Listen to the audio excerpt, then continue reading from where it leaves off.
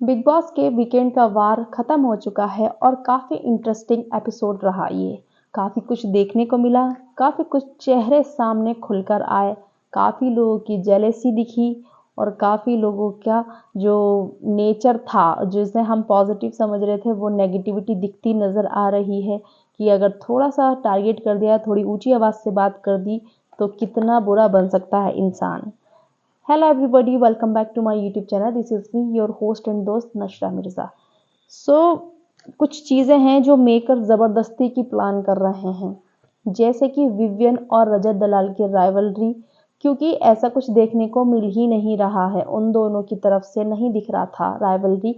लेकिन मेकर्स पूरा का पूरा कोशिश कर रहे हैं कि इन दोनों की दुश्मनी हो और हमें कंटेंट मिले, या जैसे भी उनका जो भी वो सोच रहे हैं। लेकिन हाँ, लग रहा है कि ये जो लड़ाई क्रिएट की जा रही है, जो मतलब दुश्मनी क्रिएट करवाई जा रही है, ये बिग बॉस मेकर्स की तरफ से ही है, क्योंकि विवियन ने कभी भी ऐसा कुछ नहीं बोला, थोड़ा सा भी नहीं दिखा है विवियन की तरफ से रजत के लिए। इवन उस बंदे ने जो टास्क हुआ थ्रोन कंट्रोल वाला, उसमें भी कि मुझे बहुत स्वीट लगता है, मेरा one of the favourite contestant है, ये सब विवियन ने बोला है।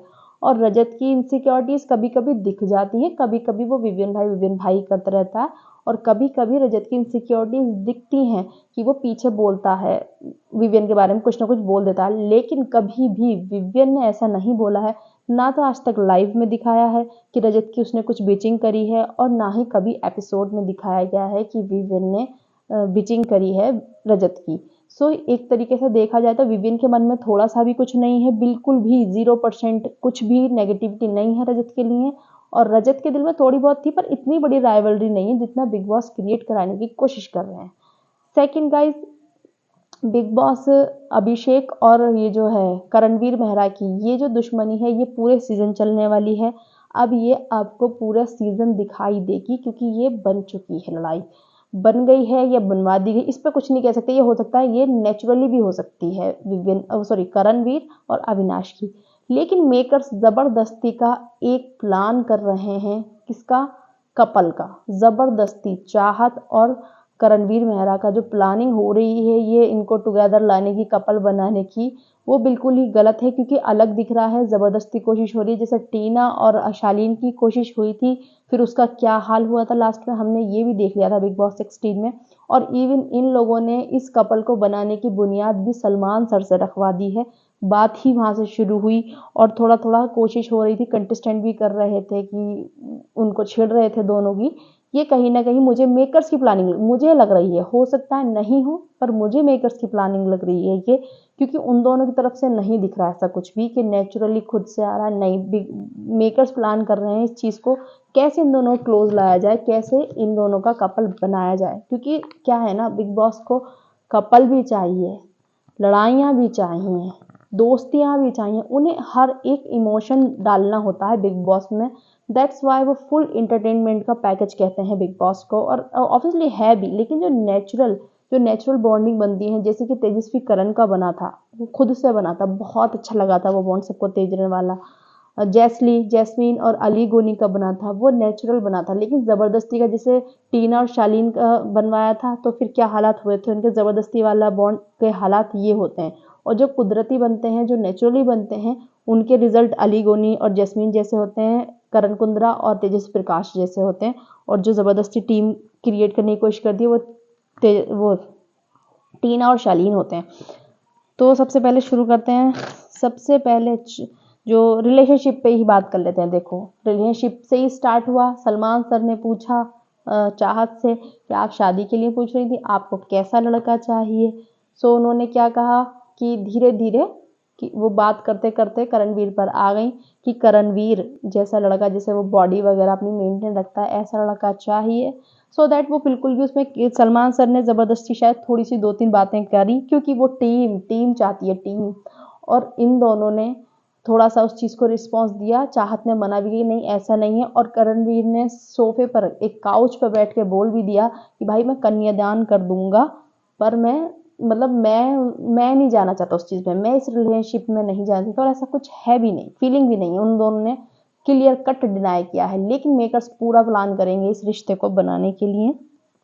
और चाहत ने सबसे अच्छी बात ये बोली कि सलमान सर आप ही मुझसे शादी कर लीजिए। ये बहुत अच्छा बोला कि आप ही कर लीजिए शादी, भाई सलमान खान है, हमसे तो सभी करने के लिए तैयार रहेंगे।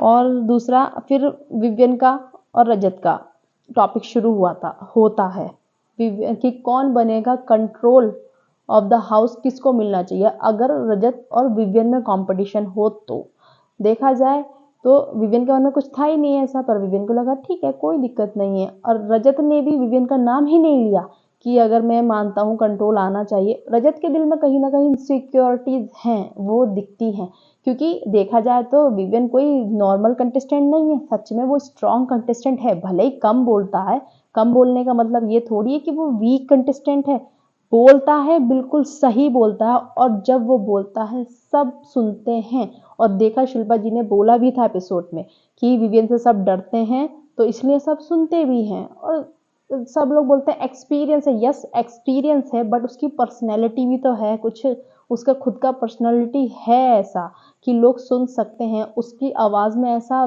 दम है, ऐसा ऑरा है कि सबको सुनना पड़ जाता है, नेचुरली अटेंशन मिलती है। तो इसमें क्या ही कर सकते हैं, इस चीज़ से लोगों को काफ़ी जलन हो रही है, काफ़ी जेलस पीपल दिखते हुए नजर आ रहे हैं बिग बॉस 18 के घर में। सो टास्क पर आ जाते हैं। टास्क हुआ जिसमें एक चेयर पर विवियन बैठे हुए थे, एक चेयर पर रजत दलाल बैठे हुए थे। 5 पॉइंट में से किसको ज़्यादा वोट मिल रही थी, इन पर डिस्कस हुआ। सबसे पहले डिस्कस हुआ था कि फेयर डिसीजन कौन लेगा, तो उसमें रजत को मिले 9 वोट्स। 9 लोगों ने रजत को सपोर्ट किया और 6 लोगों ने विवियन को सपोर्ट किया। फेयर डिसीजन की जब बात हुई तो मैं यहाँ पे ये कहना चाहूँगी कि रजत को काफ़ी टाइम बाद लाइव में एपिसोड में, पता नहीं एपिसोड का मुझे याद नहीं है, बट मैं लाइव का मुझे याद है, लाइव में काफ़ी बार देखा गया है कि रजत अपना ग्रुप बनाने की तैयारी करता रहता है, जिस सारा, बग्गा जी और अरफीन के साथ में ग्रुप की प्रिपरेशन करता है। ईशा और अविनाश वाले ग्रुप की बात करता है कि देखो उनके पास वोट तो है ही, अगर किसी इंसान को प्रॉब्लम, एक इंसान से उन्हें प्रॉब्लम हो गई तो वो 3 लोग उसे वोट करेंगे तो वो एलिमिनेशन में जाएगा, नॉमिनेशन में जाएगा ही जाएगा। रात को फिर से दिखाई दिया था, एक बार रात में बैठा हुआ था रजत, अरफीन से बात कर रहा था कि हम लोग साथ में खड़े रहेंगे, कोई हमें टारगेट करेगा तो हम भी करेंगे। तो इस चीज़ से ग्रुप बनाता हुआ दिखता कौन है, रजत दलाल। विवियन ने कोई ग्रुप नहीं बनाया है, किसी ग्रुपिज्म की बात ही नहीं करी है विवियन सेना ने। सो अगर फेयर डिसीजन की बात आई, अब यहाँ पे देख लीजिए चाहत से कितनी प्रॉब्लम है विवियन को। विवियन बात भी नहीं करना चाहता था उससे, कितना उनका शुरू से अभी तक, अब जाके थोड़ा बहुत ठीक हुआ है, उनका विवियन को बिल्कुल पसंद ही नहीं चाहत। लेकिन जब उसके साथ में ज्यादती हो रही थी खाने को लेकर कि खाना नहीं दिया जाएगा, और ये अविनाश के अगेंस्ट में था कौन, रजत, तो रजत को ये चीज़ भी नहीं बुरी लगी थी कि खींचम खाची हो रही थी, मैं इस चीज़ को रोकूं। रजत को लग रहा था कि नहीं, अभी मेरे फेवर में डिसीजन आना चाहिए, मेरी ईगो है कि हम खाना नहीं खाएंगे और ना ही खाना देंगे। तो उसने ये चीज़ भी होने दी कि चीख पुकार हो रही थी। लेकिन विवियन को गुस्सा आया, विवियन ने चाहत के लिए स्टैंड लिया, वो चीख कर बोला कि भाई खाने से कोई नहीं रोकेगा। और फुटेज भी काट रहे हैं बिग बॉस वाले, बहुत सारी विवियन की फुटेज भी कट रही हैं, हम लाइव में बहुत सारा देखते हैं, लेकिन एपिसोड में पता नहीं क्यों इतना टेलीकास्ट नहीं कर रहे हैं विवियन का।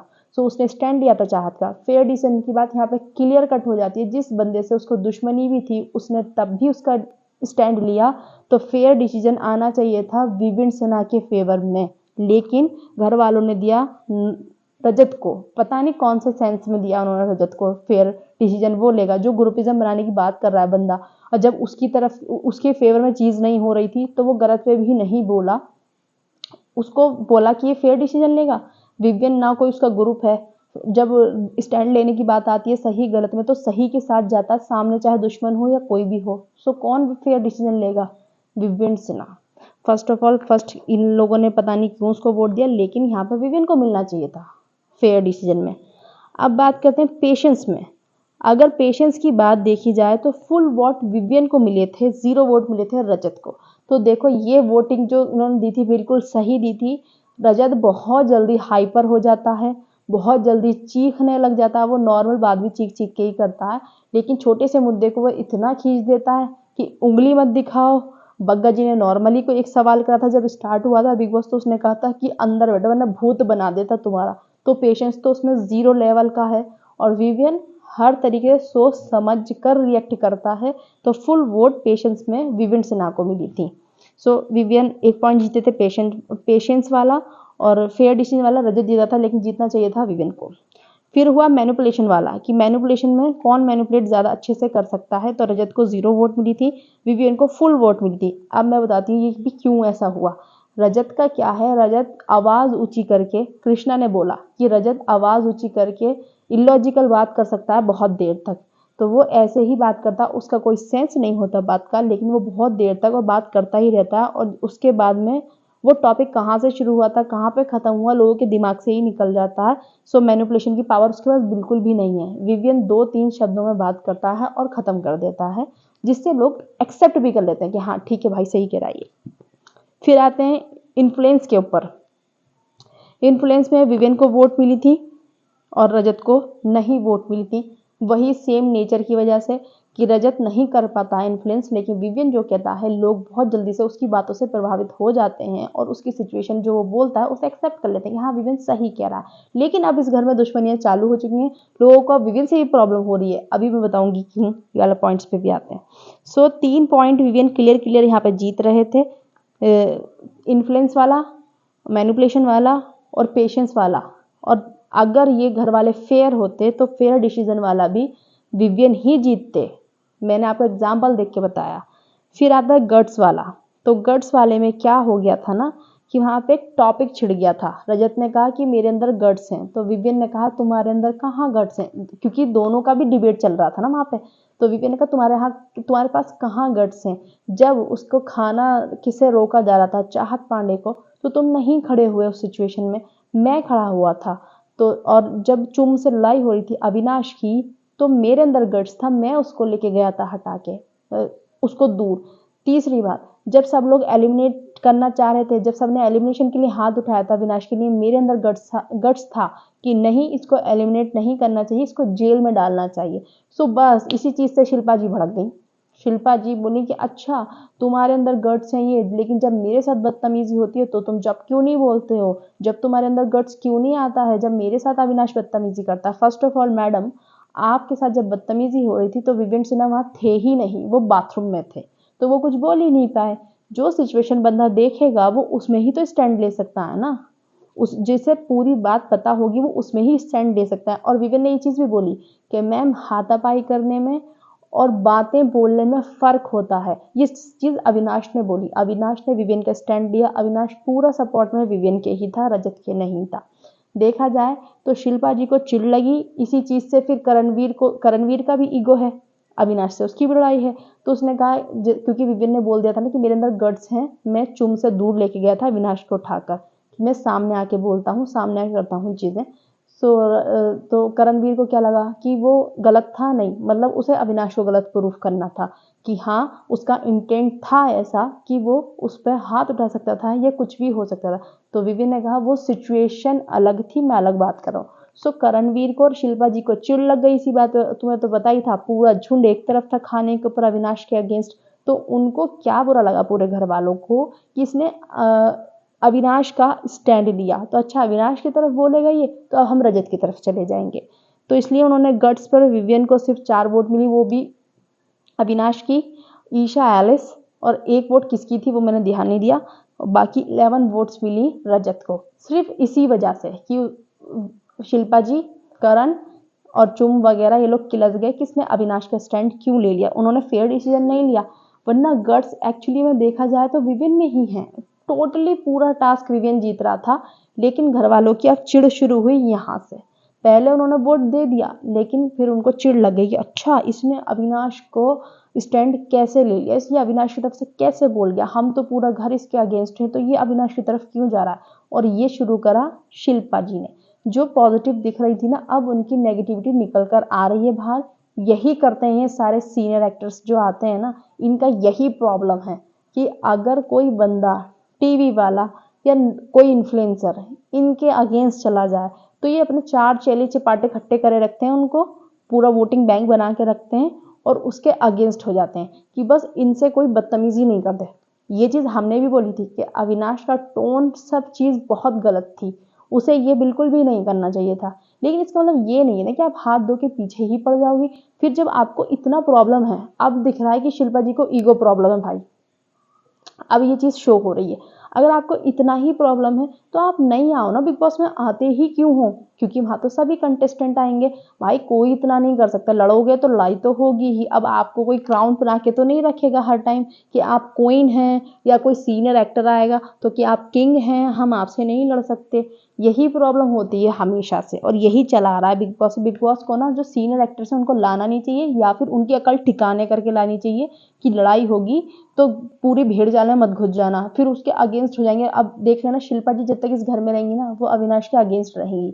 या तो मैटर सॉल्व होगा, या मैटर सॉल्व नहीं होगा तो वो अगेंस्ट रहेंगी।